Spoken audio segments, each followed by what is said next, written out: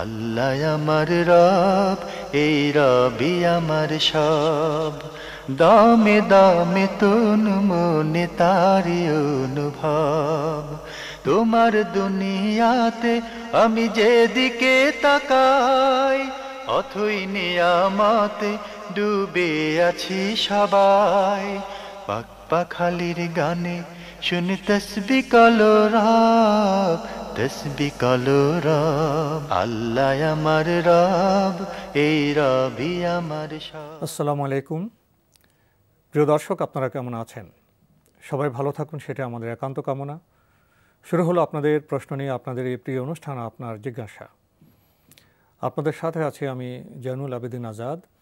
আজকেও আপনাদের প্রশ্নের জিজ্ঞাসার জবাব দিচ্ছেন বিশিষ্ট আলেম ডক্টর মোহাম্মদ সাইফুল্লাহ। আসসালামু আলাইকুম ওয়া রাহমাতুল্লাহি ওয়া বারাকাতুহু। প্রিয় দর্শক, চলুন তাহলে জিজ্ঞাসার জগতে। শুরুতে একটি ইমেল, এটি পাঠিয়েছেন আব্দুল্লাহ আল রোমান, বগুড়া থেকে। লিখেছেন, কোথাও বেড়াতে গেলে জোহর এবং আসরের নামাজ একসাথে পড়া যাবে কি? ধন্যবাদ, খুব সুন্দর প্রশ্ন করেছেন। বেড়াতে গেলে নয়, মানে বেড়াতে গেলে যদি সেটা সফর হয় তাহলে জোহর এবং আসরের সালাত আপনি একসাথে পড়তে পারেন। বাড়ির পাশে বেড়াতে গেলে হবে না, সফর হতে হবে। জি, সফর হতে হবে। সফর হতে হবে, মানে বেড়াতে গেলেন, মানে পাশের বাড়িতে বেড়াতে গেলেন অথবা খুব কাছেই কোনো আত্মীয়ের বাড়িতে বেড়াতে গেলেন, সেটা হয়তো মনে করেন 1 কিলোমিটার বা আধা কিলোমিটার মাঝে, মানে তাহলে কিন্তু বেড়াতে গেলেই আপনাকে জমা করতে পারবেন, এই পারমিশন দেওয়া হয়নি। বরং মানে এটা পারমিটেড শুধু ওই ব্যক্তির জন্য যে মানে সফর অবস্থায় থাকবে, অথবা আরও সুনির্দিষ্ট কিছু বিষয় রয়েছে। সেটা হলো যেমন বৃষ্টি যদি হয়, লোকেরা জামাতে অংশগ্রহণ করতে পারবে মানে বৃষ্টি হলে, অথবা কনকনে ঠান্ডা, প্রচুর ঠান্ডা পড়ছে, সফর না হলেও, হ্যাঁ সফর না হলেও কনকনে ঠান্ডা পড়ছে, অথবা এমন অবস্থায় রয়েছে যে তিনি গাড়িতে রয়েছেন, মানে তিনি গাড়িতে সময় তার চলে যাচ্ছে, ফলে তিনি সালাত আদায় করতে পারছেন না, তিনি জমা করতে পারবেন।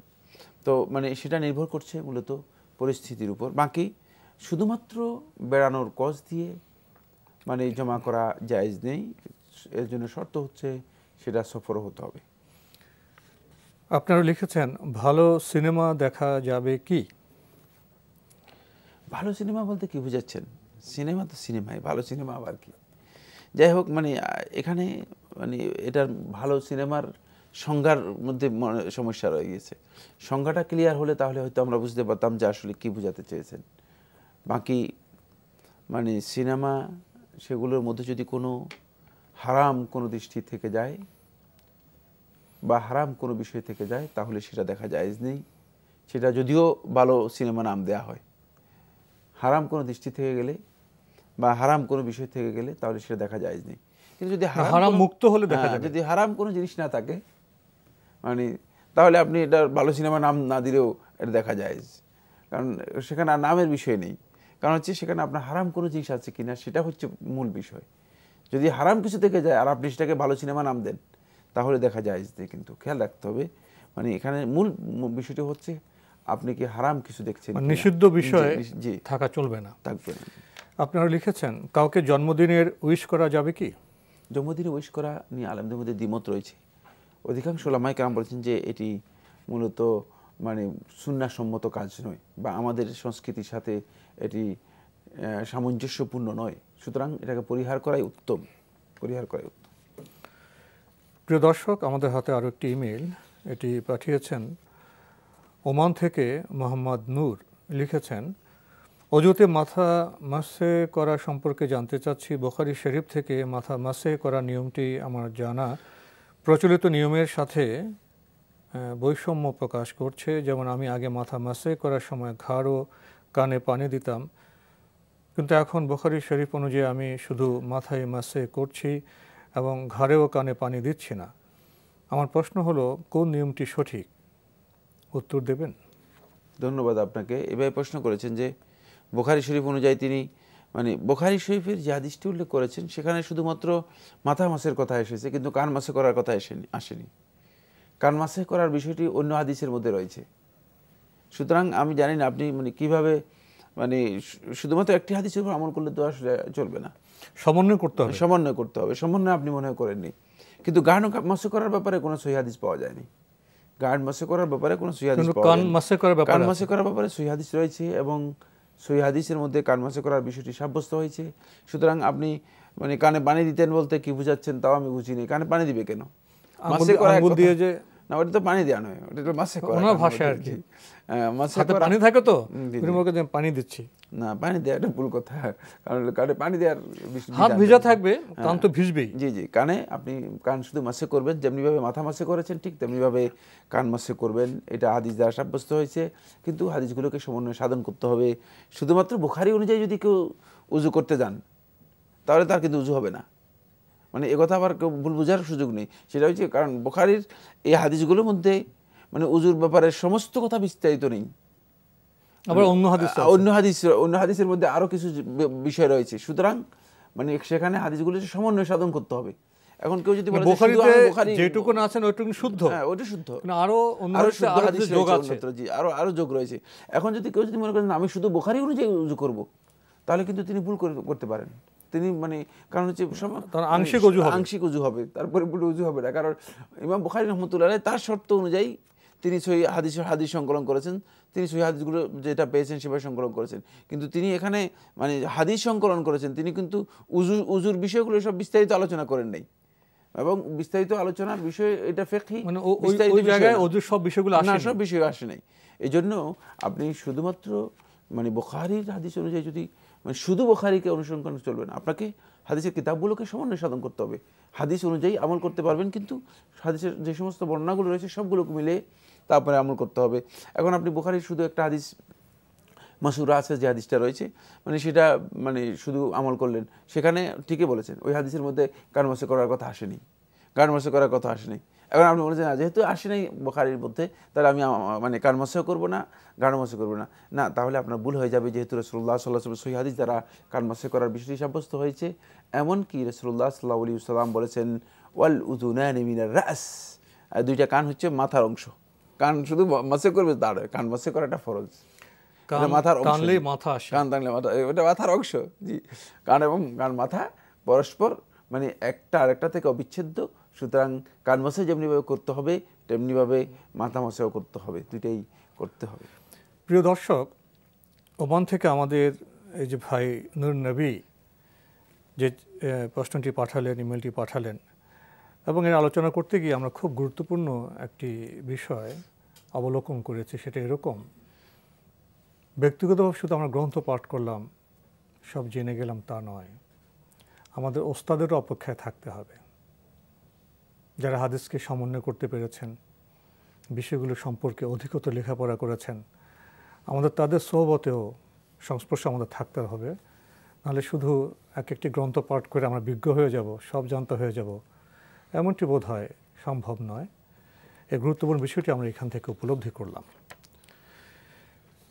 প্রিয় দর্শক, এবার আমাদের হাতে একটি ইমেইল, এটি পাঠিয়েছেন সোফিয়া। লিখেছেন, Long time I did not talk with my sister-in-law, that is Bhabi, because their behavior was not good with my mother. My mom died, but still I don't talk with only them. It is very hard to forget those when my mom shed tears. If I can't forgive them, Allah subhanahu wa ta'ala going to punish me? What should I do at present? Please guide me to answer this question. May Allah give you best reward. ধন্যবাদ আপনাকে। আপনি long time আপনার ভাবির সাথে কথা বলছেন না, এটা মূলত মানে হারাম কাজ করছেন। কারণ ইমানদার ব্যক্তিদের জন্য রাসূলুল্লাহ সাল্লাল্লাহু আলাইহি ওয়াসাল্লাম লা ইয়াহিল্লু লিলমুমিনিন ইউমিনু বিল্লাহি ওয়াল ইয়াউমিল আখির আন ইয়াহজুরা আখাহু ফাওকা সালাস, যে একজন ব্যক্তি আল্লাহর প্রতি ঈমান আনবে, আখিরাতের প্রতি ঈমান আনবে, তার জন্য জায়েজ নেই আন ইয়াহজুরা আখাহু, যে তার ভাইকে সে বর্জন করবে, তার ভাইয়ের সাথে কথা বলবে না 3 দিনের বেশি। তো আপনি অনেক টাইম মানে কথা বলছেন না, কোনো একটা বিষয় হয়তো মতবিরোধ থাকতে পারে বা তারও কোনো অপরাধ হতে পারে, কিন্তু তার অপরাধের জন্য মায়ের সাথে খুব খারাপ ব্যবহার করেছেন, বুঝতে পেরেছেন, তার মায়ের সাথে খারাপ ব্যবহার করেছেন অথবা অন্য একটা খারাপ কাজ করেছেন, হতে পারে। মানে এর শাস্তি দেওয়ার দায়িত্ব আপনার না। আপনি তার সাথে সৌজন্য আচরণ করে যাবেন, আপনার মানে এর কারণে অন্যায় করার সুযোগ নেই। মানে মানে সে একটা অন্যায় করেছে আর আপনি আরেকটা অন্যায় করেছেন। দীর্ঘদিন কথা বললেন না, সম্পর্ক তো অবনতি হলো, সম্পর্কে উন্নতি তো হলো না, মানে অবনতি হয়েছে, বরং তাকে হয়তো এই পথ থেকে তাকে মানে আরো সহজ পথে আনা যেত, ভালো আচরণ করলে হয়তো ওর মনও পরিবর্তন হয়ে যেতে পারত, হয়তো সংশোধন করা যেত, কিন্তু সংশোধন করার কোনো পদ্ধতি আর হলো না, বিচ্ছিন্নতা সৃষ্টি হয়েছে। তৈরি হলো। তো এই জন্য এই আপনি যে কাজটি করেছেন এটা শুদ্ধ কাজ করেননি। আপনি আল্লাহ তাআলার কাছে তওবা করে আপনি তার সাথে সৌজন্যতা বজায় রাখুন। আমি কথা বলছি না যে মানে তার সাথে গিয়ে আবার বন্ধুত্ব তৈরি করুন, ধর্মমরম না করলেও সৌজন্য সামাজিক আচরণ, সামাজিক আচরণ আপনি বজায় রাখুন। কারণ যেহেতু আপনার একটা দিনী বোন, মানে হতে পারে যে তাকে সৌজন্যতার কারণে হয়তো সে নিজের মধ্যেও একটা আত্ম উপলব্ধি তৈরি হতে পারে যে আমি ভুল করেছি, আমার এই আচরণ শুদ্ধ ছিল না। তাহলে হয়তো সেও তওবা করতে পারে, সে হয়তো ক্ষমা চাইতে পারে। এই জন্য তাকে এতটুকু সুযোগ করে দিন যাতে করে সে উপলব্ধি করতে পারে এবং তওবা করে আসতে পারে। বাকি আপনার জন্য যে কাজটি আপনি নিজের জন্য নির্দিষ্ট করে নিয়েছেন সে কাজটি শুদ্ধ ছিল না। কারণ আপনি তাকে যেভাবে বর্জন করেছেন সেভাবে যদি বর্জন করা শুরু হয় সামান্য কোনো তাহলে সামাজিক অবস্থা ভঙ্গুর হয়ে যাবে, মানুষগুলো একে অপরকে বর্জন করবে, একজনকে দেখলে আরেকজন পালিয়ে যাবে, মানে সেখানে সৌন্দর্যতা হারিয়ে যাবে। একটি স্বতঃসিদ্ধ কথা হলো মন্দ আচরণ দিয়ে তো মন্দ দূর করা যায় না, ভালো আচরণ দিয়ে তো মন্দকে দূর করা যায় না। মন্দ পানি দিয়ে তো নাপাক পানি দিয়ে নাপাকি দূর করা যাবে না, নাপাকি দূর করতে হলে পবিত্র পানি লাগবে। তো সেখানে ইদফা বিল্লাতি আহসান এটি কোরআনের নির্দেশনা, মূলনীতি। মানে আমাদের আখলাকিয়াতের ক্ষেত্রে, নৈতিকতার ক্ষেত্রে একটা মূলনীতি হচ্ছে ইদফা বিল্লাতি হি আহসান। আল্লাহ সুবহানাহু ওয়া তাআলা বলছে যে তুমি কোনো কাজকে যদি প্রতিহত করতে চাও, কোনো কাজের ব্যাপারে যদি তোমার মানে সেটার মানে সমাধান দিতে চাও, তাহলে বিল্লাতি হি আহসান। আমাদের হাতে আরও একটি ইমেল পাঠিয়েছেন মেহেদি হাসান, লিখেছেন মানুষ মারা যাবার পর সবাইকে দাওয়াত দিয়ে যে খাওয়ানো হয় এটা কি ঠিক? না, মানুষ মারা যাওয়ার পরে দাওয়াত দিয়ে মানুষদেরকে খাওয়ানোর বিষয়টি শুদ্ধ নয়। 40 করা, 7 দিনে খাওয়ানোর আয়োজন করা, 3 দিনে খাওয়ানোর আয়োজন করা, এগুলো সুন্নাহ দ্বারা সাব্যস্ত হয়নি। কিন্তু এমনি স্বাভাবিকভাবে যদি কেউ এই ধরনের আনুষ্ঠানিকতা বাদ দিয়ে যদি গরিব মিসকিন অথবা আলেম ওলামাদের খাওয়ান, আত্মীয় স্বজনদের এবং ইতামুত তাআম যেটাকে বলা হয়েছে সেটা করেন, কোনো ধরনের নির্দিষ্ট মানে বিষয় না করে, ধার্য না করে, সর্বোচ্চ উলামায়ে কেরামের মানে ফতোয়া হচ্ছে যেটা, সেটা হলো এই, তাহলে এটা নাজায়েজ নয়। এটা বুঝার বিষয় রয়েছে, দুটার মধ্যে পার্থক্য রয়েছে। একটা আপনি নির্ধারণ করে নিলেন, একটা আনুষ্ঠানিকতা নির্ধারণ করে নিলেন 4 দিনে 7 দিনে 40 দিনে করতে হবে, এই বিধান কে দিল কে? জি, ওটাই মানে এটাই জায়েজ নেই, এজন্য এটাকে বিদআত বলেছেন। যে কোনো দিন করা যাবে। বাকি আপনি যদি আপনি লোকদেরকে খাওয়ান, এটা খাওয়াতে পারেন, সেটি নাজায়েজ নয়। এটা হচ্ছে সর্বোচ্চ উলামা কেরামের বা উলামা পরিষদের ফতোয়া। মানে সেক্ষেত্রে মানে একটা হলো মানে লোকদেরকে খাওয়ানো, আর একটা হচ্ছে আপনি এই একটা আনুষ্ঠানিকতাকে নির্ধারণ করে নেওয়া যে এই আনুষ্ঠানিকতা করতেই হবে। ফলে দেখা যায় যে যদি আপনি 40 না করেন তাহলে তো আপনার অবস্থা গ্রামে গঞ্জে খারাপ হয়ে যাবে, সামর্থ্য নেই বলবে যে কেমন সন্তান যে মা মারা গেল অথবা বাপ মারা গেল, 40 করলো না। অনেকে তো আপনার ঋণ করে, জি, জমি বিক্রি করে এগুলো করতেছে। জি, এগুলো আসলে ইসলামী শরীয়তের মধ্যে মূলত বেদাতি কাজ, সবের কাজ, বাধ্যতামূলক কাজ, বাধ্যতামূলক বিষয় না। বরং মানে যত বেশি আমরা এগুলো করব সব থেকে আমরা মাহরুম হব, বরং আল্লাহ নবী সাল্লাল্লাহু আলাইহি ওয়াসাল্লাম নিষেধ করেছেন। দর্শক, আমাদের এইসব কাজে আরও অনেক সচেতন হওয়া প্রয়োজন। এবার আমাদের হাতে যে ইমেলটি, এটি পাঠিয়েছেন মোহাম্মদ তাওহিদ বিন আলম, কিশোরগঞ্জ নীলফামারী থেকে। লিখেছেন আমি বহু নামাজ শিক্ষা বইয়ে সহি শুদ্ধভাবে অজু করার নিয়ম জানতে চেয়েছি, কিন্তু এক এক বইয়ে এক একভাবে লেখা। আমি চাইব আজকের অতিথি যেন শুরু থেকে শেষ পর্যন্ত পূর্ণরূপে অজু করার নিয়মটি একটু বর্ণনা করেন। না, এটা তো কঠিন বিষয়। শুরু থেকে শেষ পর্যন্ত অজুর পরিপূর্ণ নিয়মটি শুদ্ধভাবে আলোচনা করা, এটা আমাদের এই প্রোগ্রামে নয়, কয়েকটা প্রোগ্রামে আমাদের সম্ভব না। আমরা এখানে প্রশ্নোত্তর প্রোগ্রাম, শুধুমাত্র আপনি সুনির্দিষ্ট বিষয়ে প্রশ্ন করবেন, আমরা উত্তর দেব। মানে আপনি এই বিষয়ের জন্য যে সমস্ত সহিহ বইগুলো আছে সেগুলো থেকে উজু কিভাবে করতে হয় সেগুলো শিখে নিন। উজু, গোসল ও তায়াম্মুম, এই বিষয়ের উপর শেখ আব্দুল আজিজ আব্দুল্লাহ বিন বাজ রহমতুল্লাহ একটা সংক্ষিপ্ত বই রয়েছে, সেখান থেকে আপনি বিস্তারিত জেনে নিতে পারেন, সেটা বাংলা ভাষায় পাওয়া যায়। উজু, গোসল ও তায়াম্মুম, এই বিষয়ের উপর হুবহু মনে হয় এই নামেই উজু, গোসল, তায়াম্মুমের বিধান, এই নামেই মনে হয় আমাদের মুহতারাম প্রফেসর নুরুল ইসলাম সাহেবের একটা বই রয়েছে, সেটা আপনি কালেকশন করতে পারেন, সেখান থেকে আপনি বিস্তারিত হয়তো এই বিষয়ে তথ্য পাবেন। আপনি আরও জানতে চেয়েছেন, পুরুষে কোনো নারীর চেহারা, ছবি, আয়না, পুতুল দেখলে কি অজু ভেঙে যাবে? না, চেহারা দেখলে অথবা পুতুলের ছবি দেখলে, পুতুল দেখলে অথবা মানে কোনো মূর্তি দেখলে উজু নষ্ট হয় না, উজু নষ্ট হয় না। জি। আরও লিখেছেন, আজকের অতিথিকে দয়া করে সূরা নাসের ৪র্থ আয়াতটি শুদ্ধভাবে পড়ার অনুরোধ রইল। চতুর্থ আয়াত পড়ার জন্য, চতুর্থ আয়াত হচ্ছে মিন শাররিল ওয়াসওয়াসিল খান্নাস, মিন শাররিল ওয়াসওয়াসিল খান্নাস। মানে কি জন্য মানে তেলাওয়াত, বা হয়তো তার কোনো কনফিউশন আছে কিনা আমি জানি না। জি। আপনি সবশেষে লিখেছেন, টিভির কর্তৃপক্ষের নিকট আমার একটি আবেদন রইল যাতে এই গুরুত্বপূর্ণ অনুষ্ঠানটি অন্তত 1 ঘন্টা ব্যাপী করা হয় এবং অবশ্যই যেন সন্ধে 6টার পর, কারণ এখনকার দিনে মাগরিবের নামাজ আদায় করে আস্তে আস্তে উক্ত অনুষ্ঠানটি প্রায় শেষ হয়ে যায়, ফলে দেখা হয় না। আশা করি আপনারা বিষয়টি উপলব্ধি করতে পেরেছেন। আপনার প্রস্তাব তো সুন্দর, এটি জানলেন কর্তৃপক্ষ, তারা তাদের সামর্থ্যের বিষয়ে বিবেচনা করে দেখবেন। তবে আপনার অবগতির জন্য আমরা জানাতে পারি, আপনার জিজ্ঞাসা অনুষ্ঠানটি কিন্তু এখন আপনার আজান এবং মাগরিবের জন্য অসুবিধা হলেও পরদিন সকাল 5:40-এর দিকে এটা পুনঃপ্রচার হয়ে থাকে। আপনার সেই সুযোগটা নিতে পারেন। এছাড়া এনটিভি যে অনলাইন আছে www.ntvbd.com, এই অনলাইনে গিয়েও আপনারা যে কোনো সময় আমাদের অনুষ্ঠান দেখতে পারেন। প্রিয় দর্শক, এবার আমাদের হাতে আরও একটি ইমেল, এটি পাঠিয়েছেন মোহাম্মদ আবু বকর সিদ্দিক। লিখেছেন, আপনাদের অনুষ্ঠানটি আমি নিয়মিত দেখি, এটা আমাদের জন্য অন্যতম পাওনা যা ভাষায় বলে শেষ করা যাবে না। আমাদের দেশে অনেক মাওলানা সাহেবরা অনেক কিছুর ফতোয়া দিয়ে থাকেন যা পবিত্র কোরআন এবং সহিহ হাদিস গ্রন্থের সাথে মিলে না। আপনাদের প্রচারিত মাসালাগুলো কোরআন এবং সহিহ হাদিসের বর্ণিত গ্রন্থগুলোর সাথে মিলে যায়, বিদায় শুনতেও ভালো লাগে, এই জন্য নিজেকে ধন্য মনে করি। আপনি প্রশ্ন করেছেন, সালাম ফিরানোর আগে যে দোয়াগুলো পবিত্র কোরআন এবং সহিহ হাদিসে বর্ণিত আছে, ওইখান থেকে একের অধিক দোয়া পড়া যাবে কি?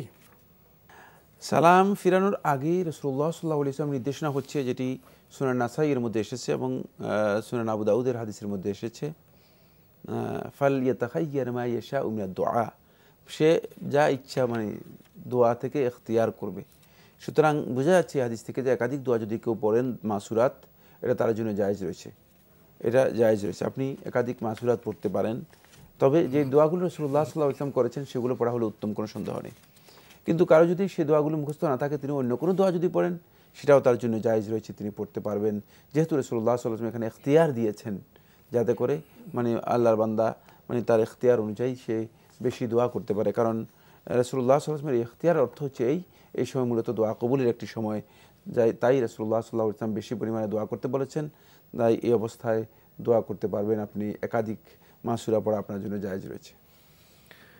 ভাই, আপনি আরও লিখেছেন, হাসবুনাল্লাহ ওয়া নি'মাল ওয়াকিল, এই দোয়াটা সেজদায় পড়া যাবে কি? আর দু একটি দোয়া বলে দিন যা সেজদায় পড়া যায়। হাসবুনাল্লাহ ওয়া নি'মাল ওয়াকিল, এটা সিজদা পড়া জায়েজ রয়েছে, এটা দোয়া মানে জিকির, মানে তারপরেও যদি কেউ এই দোয়া জিকিরটি করেন সেটা সিজদার মধ্যে করতে পারবেন, অসুবিধা নেই। আর বলেছেন যে সিজদার জন্য আমরা কিছু দোয়া বলে দিই না, সিজদার জন্য যে দোয়াগুলো রাসূলুল্লাহ সাল্লাল্লাহু আলাইহি ওয়াসাল্লাম শিক্ষা দিয়েছেন সেগুলো আপনি সবগুলো আপনাকে জানতে হবে। আপনি জেনে নিন, অল্প কিছু হাদিস দ্বারা সাব্যস্ত হয়েছে, হিসনুল মুসলিমের মধ্যে বিস্তারিত পাবেন। সুব্বুহুন কুদ্দুসুন রাব্বুল মালাইকাতি ওয়ার রূহ, রাসূলুল্লাহ সাল্লাল্লাহু আলাইহি ওয়াসাল্লাম এই দোয়াটি সিজদার মধ্যে পড়তেন, সুব্বুহুন কুদ্দুসুন রাব্বুল মালাইকাতি ওয়ার রূহ, এই দোয়াটি পড়তেন। সুবহানাকা আল্লাহুম্মা আল্লাহুম্মা গফিরলি, সুবহানাকা আল্লাহুম্মা রব্বানা গফিরলি, রাসূলুল্লাহ সাল্লাল্লাহু আলাইহি ওয়াসাল্লাম এই দোয়াগুলো সিজদার মধ্যে পড়তেন, সেগুলো আপনি পড়তে পারেন। আল্লাহুম্মা লা মানি'a লিমা আতাইতা ওয়া লা মুতি'a লিমা মানা'ত, কখনো কখনো এই দোয়াটি পড়তেন। এই দোয়াগুলো সবগুলো আসলে মানে দোয়ার বই থেকে নিতে হবে, মানে আমরা এখানে বললাম, এতে আপনি মুখস্থ করতে পারবেন না। এটা আপনাকে বই থেকে মুখস্থ করে নিতে হবে। হিসনুল মুসলিম গ্রন্থের মুসলিম সহ আর অন্যান্য এখন অসংখ্য বই পাওয়া যায় আলহামদুলিল্লাহ, গ্রন্থের সহযোগিতা আপনারা নিতে পারেন। সহযোগিতা নিতে হবে। জি। সবশেষে আপনি লিখেছেন, নামাজ শেষ করে আল্লাহুম্মা কফিনি বিহালালিকা আনহামুকা ওয়াগনিনি বিফাদলিকা মান সিওয়াক, এই দোয়াটা তাসবিহের মতো 10, 30, 100 এভাবে পড়া যাবে কি? না, নির্ধারণ করা জায়েজ নেই, তবে পড়া জায়েজ রয়েছে। নামাজের শেষে মানে এই দোয়াটি যদি কেউ পড়তে পারেন, কিন্তু এটাকে মানে 10, 30, 100 মানে এই সংখ্যার মধ্যে নির্ধারণ করার বিষয়টি নির্ধারণ না করে 10 হয়ে যেতে পারে, 11 হতে পারে, 15 হতে পারে, অসুবিধা নেই। কিন্তু এটা বারবারও পড়তে পারেন, বেশিও পড়তে পারেন, কোনো অসুবিধা নেই, কারণ দোয়াটি অত্যন্ত গুরুত্বপূর্ণ, কোনো সন্দেহ নেই, এই দোয়াটি পড়তে পারেন। জি। তো আজকে আমাদের এখানে শেষ করতে হচ্ছে। আপনাকে অনেক ধন্যবাদ। আপনাকে অশেষ ধন্যবাদ। প্রিয় দর্শক, চিঠি লিখুন, প্রশ্ন পাঠান আমাদের ঠিকানায়। পরিচালক আপনার জিজ্ঞাসা, এনটিভি, বিএসসি ভবন, 7ম তলা, 102 কাজী নজরুল ইসলাম এভিনিউ, কারওয়ান বাজার, ঢাকা 1215। আপনারা ইমেলও করতে পারেন। আমাদের ইমেল অ্যাড্রেস আপনার জিজ্ঞাসা @ntvbd.com। দর্শক, আপনারা আমাদের অনুষ্ঠানে এনটিভি অনলাইনেও দেখতে পারবেন। ভিজিট করুন www.ntvbd.com। দর্শক, আপনারা সবাই নিরাপদে থাকুন শান্তিতে। আসসালামু আলাইকুম। আল্লাহ আমার রব, এই রবি আমার সব, দামে দামে তুন মনে তারি অনুভব। তোমার দুনিয়াতে আমি যেদিকে তাকাই, অথই নিয়ামতে ডুবে আছি সবাই।